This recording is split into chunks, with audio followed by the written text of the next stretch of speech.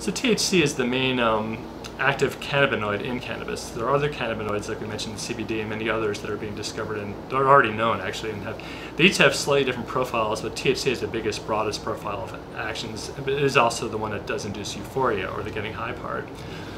So it basically enters the bloodstream, and your body has cell receptors all over the body that receive it right away, and then it activates cellular processes in the body and causes effects. And these often will treat symptoms and reduce symptomatic problems.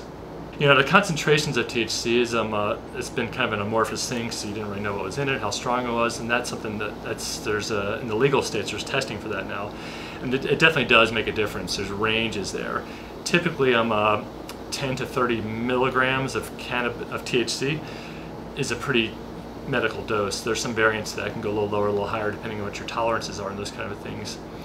But the euphoria effect will vary with the concentration of THC and the strain also, though, whether it's a sativa dominant or an indica dominant strain will affect the type of euphoria you have on that.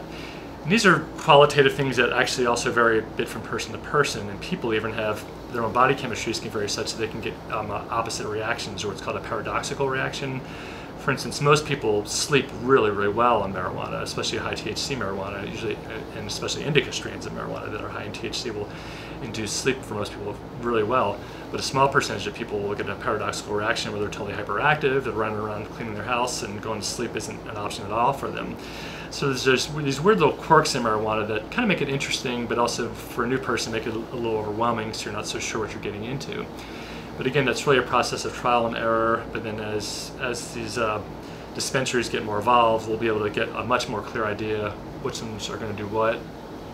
In the states that have dispensaries, the bud tenders are usually pretty good resources to help you kind of figure that out too. So if you are authorized in a state that has them, it's great. You can get a lot of advice right away and try out small samples of many different products and then see how you do with them.